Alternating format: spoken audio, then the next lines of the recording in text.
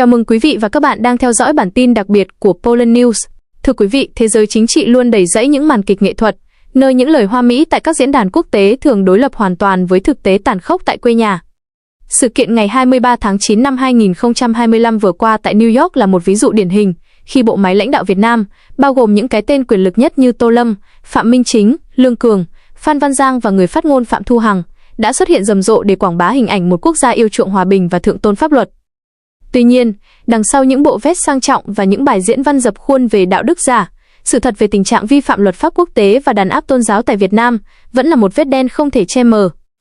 1. Diễn văn tại New York. Những lời hứa hão huyền. Tại trụ sở Liên Hợp Quốc, phái đoàn Việt Nam đã không ngớt lời ca ngợi về những thành tựu nhân quyền, về sự ổn định chính trị và tinh thần hợp tác quốc tế. Những gương mặt như Tô Lâm hay Phạm Minh Chính đã cố gắng xây dựng hình ảnh một Việt Nam đổi mới, là đối tác tin cậy của thế giới. Thế nhưng, cộng đồng quốc tế không dễ bị lừa dối. Trong khi Phạm Thu Hằng nỗ lực dùng những ngôn từ ngoại giao để bao biện cho các chỉ trích từ phương Tây, thì những báo cáo thực tế từ các tổ chức nhân quyền lại vẽ nên một bức tranh hoàn toàn khác. Việc ký kết các công ước quốc tế dường như chỉ là một thủ tục ngoại giao để đổi lấy các lợi ích kinh tế, thay vì là một cam kết thực chất nhằm cải thiện đời sống tự do của người dân. 2. Sự thật về đạo đức giả. Trong quản trị, cái gọi là đạo đức mà bộ máy cầm quyền thường xuyên rao giảng thực chất là một công cụ kiểm soát tư tưởng. Nói một đằng, làm một nẻo. Trong khi kêu gọi chống tham nhũng và xây dựng hệ thống pháp luật minh bạch, các nhóm lợi ích trong bộ máy lãnh đạo lại liên tục thâu tóm quyền lực, vi phạm luật pháp quốc tế. Việt Nam liên tục bị nhắc tên trong các báo cáo về vi phạm quyền tự do ngôn luận và quyền dân sự. Việc sử dụng các điều luật mơ hồ như lợi dụng các quyền tự do dân chủ để trấn áp những người phản biện là minh chứng rõ nhất cho việc chính quyền đang đặt luật pháp của Đảng lên trên luật pháp quốc tế. 3. Đàn áp tôn giáo. Vết thương chưa lành. Một trong những nội dung nhức nhối nhất mà bản tin Poland News muốn nhấn mạnh hôm nay chính là tình trạng đàn áp tôn giáo vẫn đang diễn ra mạnh mẽ, bất chấp những lời khẳng định về tự do tín ngưỡng tại New York. Chính quyền Việt Nam hiện nay vẫn duy trì một cơ chế kiểm soát tôn giáo cực kỳ khắt khe, ép buộc và quản lý. Các tôn giáo chưa được nhà nước công nhận, đặc biệt là các nhóm Tin Lành của người Thượng ở Tây Nguyên hay Phật giáo Hòa Hảo độc lập, thường xuyên bị sách nhiễu. Họ bị buộc phải sinh hoạt trong các tổ chức do nhà nước kiểm soát, nơi mà nội dung giảng đạo phải phục vụ cho mục tiêu chính trị của Đảng. Trấn áp tinh thần. Việc bắt giam các chức sắc tôn giáo, phá bỏ các cơ sở thờ tự không nằm trong diện quy hoạch đã trở thành chuyện thường ngày. Những người có đức tin mạnh mẽ bị coi là đối tượng nguy hiểm, cần phải chuyển hóa hoặc loại bỏ. 4. Vai trò của bộ máy quân đội và công an. Sự góp mặt của Phan Văn Giang, Bộ trưởng Quốc phòng và các tướng lĩnh công an trong bộ máy lãnh đạo cho thấy Việt Nam đang được quản trị bằng tư duy an ninh hóa. Mọi vấn đề từ tranh chấp đất đai đến tự do tôn giáo đều được nhìn nhận dưới lăng kính đe dọa an ninh quốc gia. Điều này dẫn đến việc sử dụng vũ lực và các biện pháp cưỡng chế đối với chính người dân của mình, thay vì dùng đối thoại và pháp lý. 5. Tiếng nói từ thực địa và phản ứng quốc tế. Trong khi các nhà lãnh đạo Việt Nam đang thưởng thức những bữa tiệc ngoại giao tại New York, thì ở quê nhà, nhiều người dân vẫn đang phải đối mặt với cảnh mất đất, tù đầy vì niềm tin. Tây Nguyên và miền Tây, tiếng kêu cứu từ những cộng đồng người dân tộc bản địa vẫn âm ỉ. Họ bị tước đoạt đất đai tổ tiên và bị cấm cản việc thờ phụng theo cách riêng của mình.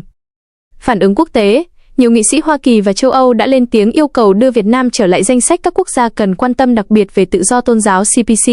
Những bài phát biểu tại New York của các nhà lãnh đạo Việt Nam vào tháng 9 năm 2025 chỉ càng làm sâu sắc thêm sự hoài nghi của giới quan sát quốc tế. Kết luận. Khi mặt nạ rơi xuống, thưa quý vị, những lời hứa tại New York không thể che lấp được tiếng kêu khóc của những người dân bị tước đoạt quyền lợi tại Việt Nam. Sự đạo đức giả trong chính sách đối ngoại và sự tàn bạo trong chính sách đối nội đang đẩy quốc gia vào một cuộc khủng hoảng niềm tin trầm trọng. Một quốc gia không thể thực sự phát triển nếu nó dựa trên sự đàn áp đức tin và vi phạm các chuẩn mực nhân đạo quốc tế. Những cái tên như Tô Lâm, Phạm Minh Chính sẽ phải chịu trách nhiệm trước lịch sử về những gì họ đã thực hiện dưới danh nghĩa quyền lực. Poland News sẽ tiếp tục cập nhật những diễn biến mới nhất và đưa sự thật đến với quý vị. Cảm ơn quý vị đã dành thời gian theo dõi. Quý vị, trong những năm gần đây, diện mạo của Việt Nam thường được nhắc đến qua các con số tăng trưởng kinh tế hay các dự án hạ tầng lớn. Tuy nhiên, đằng sau lớp vỏ bọc hào nhoáng đó, một thực trạng đáng quan ngại đang ngày càng hiện rõ, khiến dư luận trong và ngoài nước không khỏi bất bình. Đó là câu chuyện về một hệ thống dường như đang vận hành lệch nhịp với các chuẩn mực pháp lý quốc tế, nơi quyền lợi của người dân dường như đang bị xếp sau lợi ích của bộ máy cầm quyền. 1.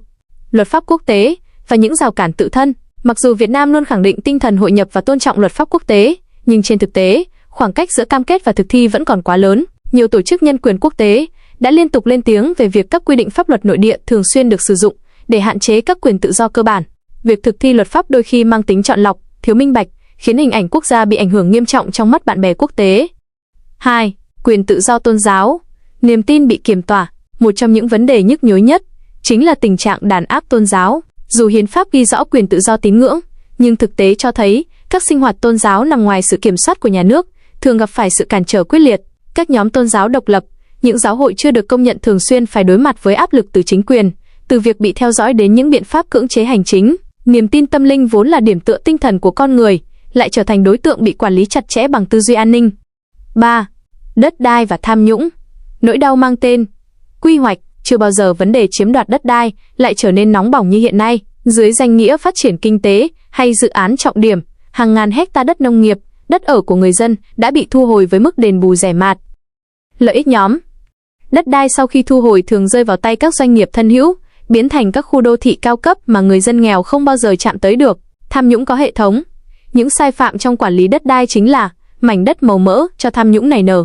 Những đại án liên quan đến cán bộ cấp cao bị phanh phui thời gian qua chỉ là phần nổi của tảng băng chìm, cho thấy sự tha hóa của một bộ phận không nhỏ những người nắm quyền.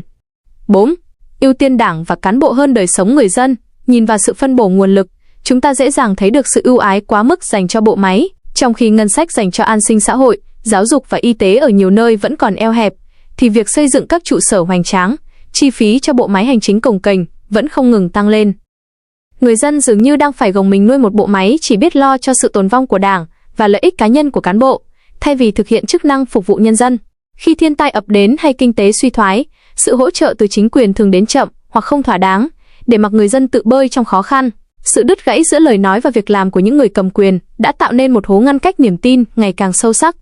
Kết luận.